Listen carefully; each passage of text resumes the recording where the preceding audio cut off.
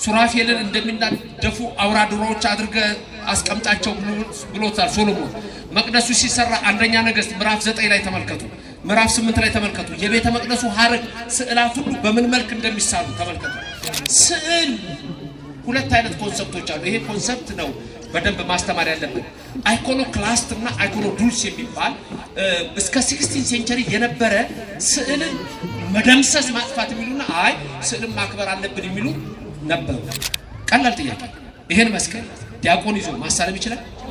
ለምን እንደማይችለው መሰላችሁ? እዚች ጋር ታቦት አለች፣ ሬክታንግል ታቦት ነው። ሲምቦል ታቦት ነው የሚያሳየው። ይሄ ኦልድ ቴስታመንት ወይም ጁዳይዝም ቀድመን ያለን ነው የሚያሳየው። አራቱ እዚህ ጋር ቅርጿ ይሄ ህገ ልቦና። ከዚህ ደግሞ የምታዩት ቅርጹ የምን ቅርጽ ነው? የመስቀል። እሱ ደግሞ ህገ ወንጌል ነው። ትንሽ የወንድማችን ጥያቄ በቅርቡ እመቤታችን ምስለ ፍቁር ወልዳ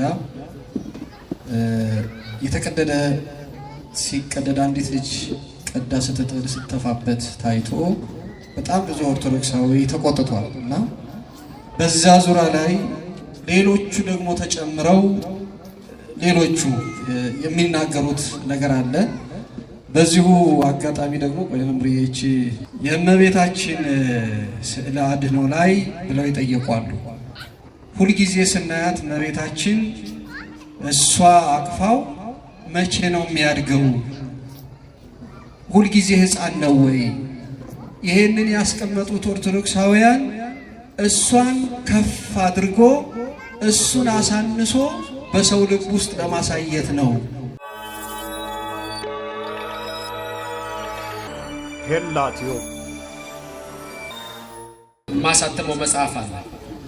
ማሳተመው መጽሐፍ ስለ ኒው ኤጅ ሙቭመንት፣ ስለ ኒው ቶት፣ ስለ ላ ኦፍ አትራክሽን፣ ስለ አጠቃላይ ዓለም የረከሰበት አስተሳሰብ ኢትዮጵያ ውስጥ በጣም በዝቷል። በስበት ህግ ምናምን እየተባለ ብዙ ነበር።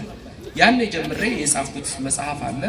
እሱ መጽሐፍ ይመረቃል። እነግራቸዋለሁ መቼ እንደሚመረቅ። ድንገት እዚህም ያሉት ይነግሯቸዋል። በቋንቋ አይነሽም ገጽ ላይ እንናገራለን። ቦሌ መድኃኔዓለም ነው የሚችለው አዳራሽ ውስጥ። ስለዚህ በዛው ጉባኤ ይሰራል፣ ልትገኙ ትችላላችሁና እሱን መጽሐፍ አብረን እንድንመርቅ እፈልጋለሁ። ለሰው እንዲደርስ ማለት ነው። መመረቅ ምንም አይደለም፣ በሰው ልብ ያሳድረው ለማለት ነው። እሱ እናደርጋለን። ጥያቄ ከሌላችሁ አቆማለሁ። አንድ ጥያቄ ወንድሜ። አቤት ና ጠጋ በል። የሰሞኑ ትንሽ መነጋገሪያ ያነሳለን።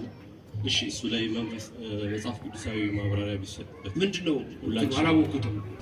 ስለ ስዕል ትምህርት እንድሰጥ ነው። አጠቃላይ እንትኑ አልገባኝም። ትንሽ እኔ ከሶሻል ሚዲያ የራኩ ነው። ባጭሩ ልንገር፣ ቲክቶክ አይቻልም፣ ባጭሩ ፌስቡክ አላውቅም። ፌስቡክ ላይ ትምህርቶች ድንገት ሊወጡ ይችላሉ። ስለዚህ አላየሁትም። አሁን በምትለይ መንገድ ግን ትምህርት ልሰጥ እችላለሁ። በምን አይነት ላይ እንድሰጥ ፈለግከኝ? ትምህርቱ በስዕላት ላይ አጠቃላይ የስዕልን መጽሐፍ ቅዱሳዊ ማስረጃቸው የስዕላት እንዴት እንደሚሰራ። እሺ ምናልባት እሺ ይቅርታ፣ በቃ ጥሩ ነው።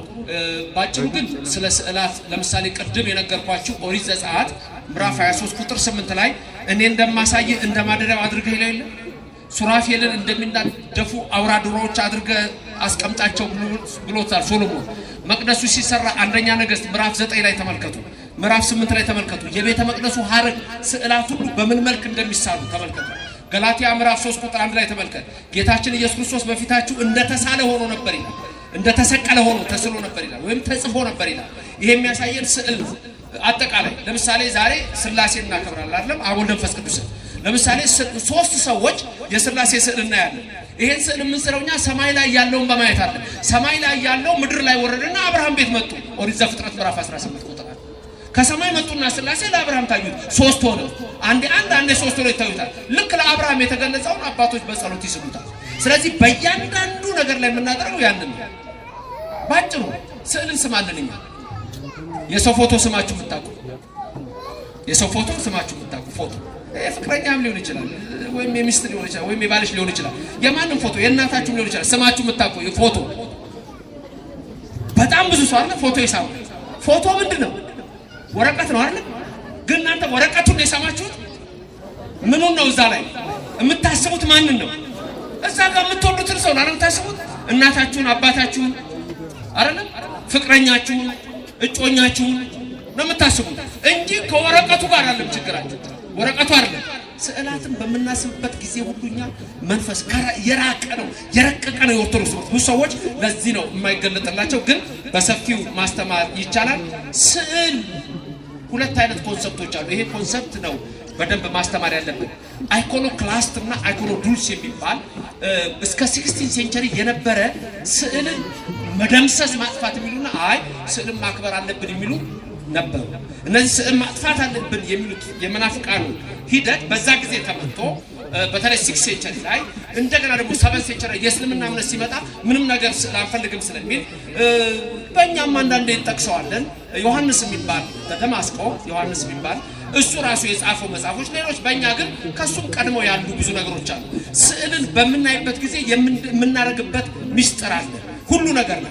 መስቀልን ስናደርግ ራሱ እኮ ስዕል ነው። የመስቀል ስዕል ለምንድን ነው የምናደርገው? ከእንጨቱ ጋር አይደለም። እዚህ ላይ እኛ ይሄን ስናይ የሚታየን አንድ ትልቅ ነገር አለ። ኢየሱስ በቀራንዮ አደባባይ ደሙን አፍሶ ሲያድነን ይሄንን ነው የምናየው። ክብር ምስጋና ለእግዚአብሔር ይድረስ። ሌላ ከዚህ በፊት ያስተማርኩት ትምህርት አለ። ይሄን መስቀል ስታዩት በሶስት ይከፈላል። ይሄ ያስኩታል። ይሄ ያስኩት ምሰሶ ነው፣ ፒላር ነው።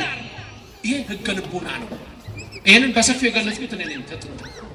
ይሄ ህገ ልቡና ነው። ቀላል ጥያቄ። ይሄን መስቀል ዲያቆን ይዞ ማሳለም ይችላል?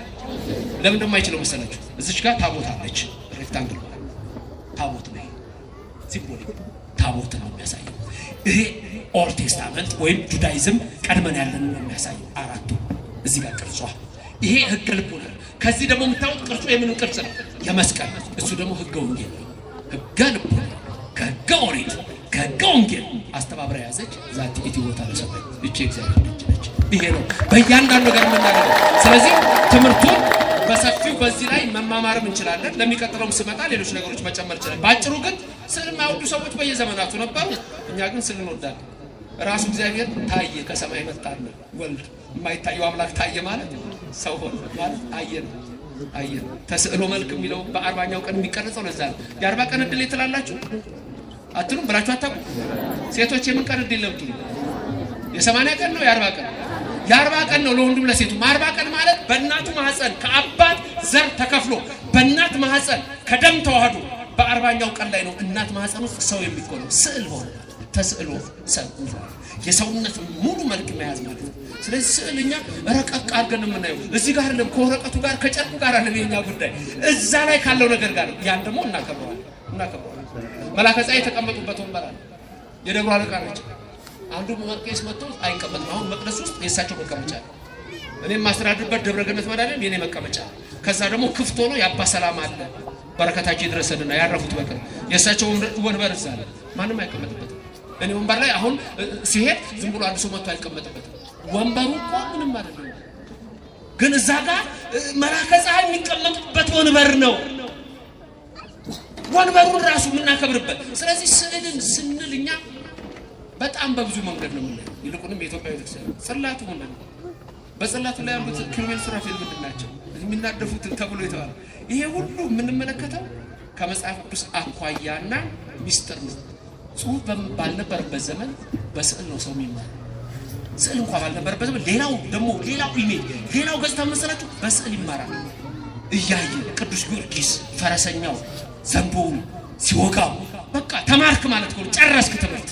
ኦርቶዶክስ መሆን መታደል ነው እንጂ ዝም ብሎ ማንም ተነስቶ በሚያወራው መንገድ አለ። ይሄን ሐሳብ ግን ወንድሞቼ ስለሚያደርሱኝ በሰፊው ማለት ትንሽ የወንድማችን ጥያቄ በቅርቡ እመቤታችን ምስለ ፍቁረ ወልዳ የተቀደደ ሲቀደድ አንዲት ልጅ ቀዳ ስትጥል ስተፋበት ታይቶ በጣም ብዙ ኦርቶዶክሳዊ ተቆጥቷል እና በዛ ዙሪያ ላይ ሌሎቹ ደግሞ ተጨምረው ሌሎቹ የሚናገሩት ነገር አለ። በዚሁ አጋጣሚ ደግሞ ቆይምብሪዬች የእመቤታችን ስዕለ አድኅኖ ላይ ብለው ይጠየቋሉ። ሁልጊዜ ስናያት እመቤታችን እሷ አቅፋው መቼ ነው የሚያድገው? ሁልጊዜ ሕፃን ነው ወይ? ይሄንን ያስቀመጡት ኦርቶዶክሳውያን እሷን ከፍ አድርጎ እሱን አሳንሶ በሰው ልብ ውስጥ ለማሳየት ነው።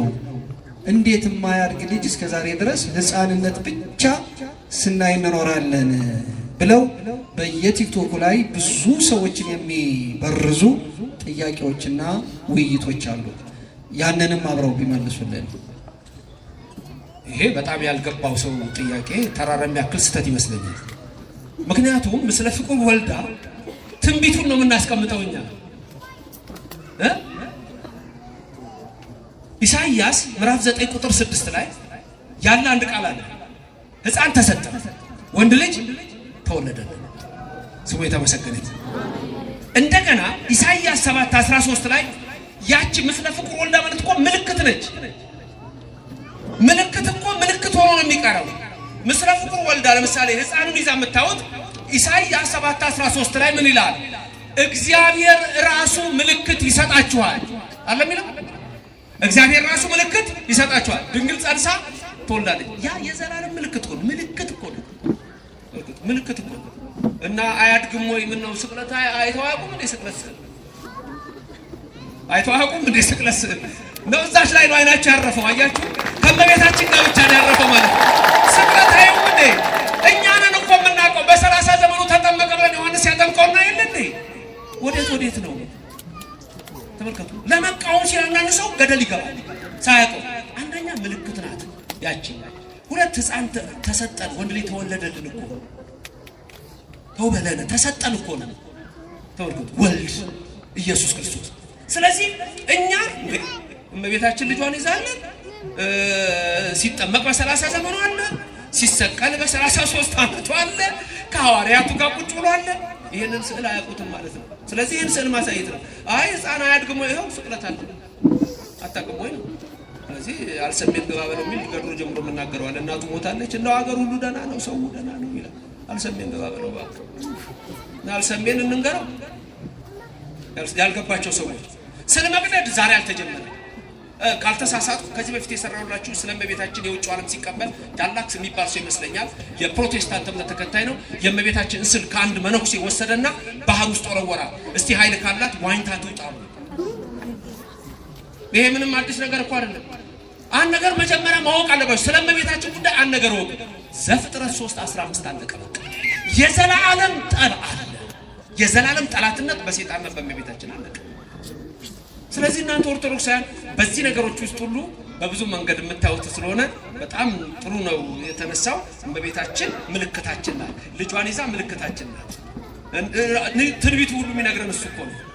እመቤታችን እኮ በረት ውስጥ ወልዳ ጌታን አስተኝታው የለ ምንድን ነው የሚለው?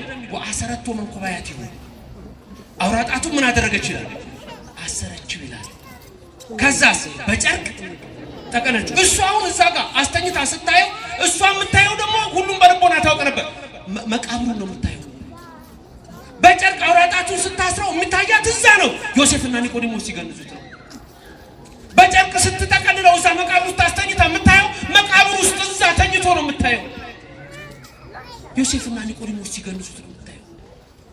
ይሄ ስርዓት ነው። ሁሉ ጊዜ እኛ መቅደስ ውስጥ ከቤተልሔም ነው ሁሌ ቅዳሴያችን ከቤተልሔም ነው እኛ ምን መጣው። ከቤተልሔም ማለት እኮ ተወለደ ሕፃኑ እኮ ተሰጠን። በቃ ወልድ ተሰጠን፣ ሕፃን ተሰጠን ማለት ሕፃን ተሰጠን፣ ወልድ ሕፃን ተወለደልን፣ ወንድ ልጅ ተሰጠን ማለት ሕፃን ተወለደልን ቤተልሔም፣ ወልድ ተሰጠን ቀራንዮ ላይ። የኛ ይሄ ነው ለበናችን። ስለዚህ ስዕላትን ሁሉ ስናረግ ወይም በዚህ መልክ ስናረግ ምንም ስዕል የሚቀድሰው አያስደንቃችሁ። ሰይጣን ነው በቃ እኮ አለቀው። አሳደዳት አይደል እንደሚለው ራዕይ ዮሐንስ 12ን ተመልከቱ። በተለይ ቁጥር 17 ላይ እሷን ተውና የድንግል ማርያም ልጆች እናንተን አሳደደ በባህር አሸዋ ላይ ቆመ ይላል። የባህር አሸዋ ክቡድ ነው፣ ከውሃ ዳር ነው፣ አይዋሃድም፣ አይስማማም። የመናፍቃን ልቡና ክቡድ ነው፣ ከባድ ነገር ይናገራል። ሁለተኛ ጢሞቴዎስ ምዕራፍ 3 ተመልከቱ። የአምልኮት መልክ አላቸው፣ ኃይሉን ግን ክደዋል። ከነዚህ ራቁ ተብሎ ነው የተነገረው። ስለዚህ እመቤታችን ምልክታችን ናት። ኢሳይያስ 7:13 ምልክት ይሷ ነች እንጂ ስዕሉኛማ በየጊዜው አለ። ወንጌሉ ብትገልጹት በየጊዜው አለ። ከእመቤታችን ወአስተራያ ይታምር በውስተ ሰማይ በእሲትም ተትለብስ ፀሐይ ከዚህ ጀምሮ ነው እኛ ከጽንሰቱ ጀምሮ እስከ ዳግም ምጽአቱ ድረስ የሚነገርባት ቤተክርስቲያን ስለሆነች ለውጭው ዓለም ልክ ነው። አሁን ቅድም ምን ብያችሁ ነበር? ሳስተምር ዛቲ ሆታ ለሰማይ የሚል አልነገርኳችሁ? በአማርኛው ምንድነው? ይህቺ የእግዚአብሔር ደጅ ነች አለ የሚለው። እንግሊዘኛው ላይ ግን አማርኛችሁ ላይ አሁን ብታዩት ይህች አይልም፣ ይህ ነው የሚለው። this is the gate of heaven ይልና this የሚለው ዲሞንስትሬቲቭ ፕሮናውን የሚጠቀሙት እነሱ ይህ ብለው ነው አማርኛው ላይ። አጠቃላይ የፕሮቴስታንት መጽሐፍ ብታዩት ይህ ነው የሚለው። ትርጉም እንዴት ነው የሚፋለስ አያችሁ? ይህቺ የሚለው የመዝሙር 86 ላይ መሰረታቲያ ውስጥ አድባር ቅዱሳን የሚል ቃል አለ። መሰረቶቿ በተቀደሱ ተራሮች ናቸው ይላል። ምንድነው ያልኩት? መሰረቶቿ በተቀደሱ የፕሮቴስታንት መጽሐፍ ብታዩት መሰረቶቹ ነው የሚለው። her foundation የሚለው her foundation የሚለው his foundation። እኔ ውጭ ሀገር ያሉትን ጠይቃቸዋለሁ፣ ይደነግጣሉ። her foundation የሚለው his foundation ነው። who is his foundation ስትል ማን ነው ያ? እግዚአብሔር መሰረት አለው። እግዚአብሔር ተመልከቱ፣ በጣም ትልቅ ስህተት ውስጥ ነው የሚወስደው። ለዚህ ነው ዓለሙ እየጠፋ ይሄዳል። ስለዚህ አንድ የውጭ ሰው ይሰማና ይመጣና ወይ ስዕል ሲቀዱ ያና ይቀዳል፣ ወይ ደግሞ እንደዚህ ይናገራል። ድንግል ማርያም ምልክታችን ናት። ልጇን ይዛ የምናየው ምልክት ነው። ሁሌኛ የምናከብረው በዓል እስቲ ያስቡ። ከፍተኛ በዓሎቻችን ሌሊት የምናከብራቸው ምን ናቸው? ሌሊት የምናከብራቸው ትልቅ በዓሉ አንደኛ ልደት፣ ገና። በቃ ገና ተወለደ እኮ ነው። አሁንም ዛሬም እኮ ስንዘምር ምን እንደምንለው ቤዛ ሁሉ ዓለም ዮም ነው የምንለው። ዛሬም እኮ የኛ የዘላለም ነው። ሰዓት አይወስነንም። በኦርቶዶክስነት ውስጥ ከቢዮንድ ታይም ነን። ይሄ በጣም ረቂቅ ነገር ነው። ከሰዓት በፊት ነን። ተመልከት፣ ልደትን የምናከብር እኮ ዮም ተወለደ ነው የምንለው። ከዛ ምንድን ነው የምንለው? ለጌታ ልደት እንኳን ደረሰ፣ ጌታ ተወለደ ዛሬ ያለው ነው። ስለዚህ ስዕሉ ዛሬ ያሳየናል። ዛሬ ነው የዳው ጌታ የመዳን ቀን። በእግዚአብሔር ዘንድ እኮ ሰኞ ማክሰኞ የለም ወገኔ፣ እንደዚህ ነው። ከዛ የፋሲካን አይደለም እናከብረው ደግሞ ሌሊት ላይ ሕፃን ተሰጠን፣ ሕፃን ተወለደልን፣ ልደት። ወልድ ተሰጠን፣ ቀራንዮ። ስለዚህ በዚህ መልኩ ነው እንጂ ያደገ ጌታ ስዕል የለም ነው እንደኛ እንደሱ ነው። በዚሁ እናብቃው ዛሬ ምሽትም ስለሆነ እግዚአብሔር ይባርካችሁ። የሰማነው ግን ሁላችን ያሳል። መቼ እንደምንገናኝ እንነጋገራለን ከመላከ ፀሐይም ጋር ከስብከተ ወንጌሉም ጋር ያው ምንሉልም አለና ተነጋግረን አንድ ቀን የምንተያይ ይመስለኛል። እግዚአብሔር ፍቃዱ ይሁንልን። የሰማነው በልቡናችን ያሳድር። እግዚአብሔር ከክፉ ነገር ይሰውራችሁ፣ የልባችሁን ሐሳብ ይፈጽምላችሁ። ድንግል ማርያም የመረረውን ጣፋጭ ታድርግላችሁ፣ የጎደለውን ሙሉ ታድርግላችሁ። ይህች እግዚአብሔር መሰላሉ የት ነው ያለው? ተሰብሯል። ሌላ ቦታ የለም፣ አያውቁትም። አብርሃምን የባረከ ሳራንም የልቧን የፈጸመ እግዚአብሔር ከሁላችን ይሁን። ሊቀ ሰማዕታት አይራቀን። አሜን። ሄላትዮ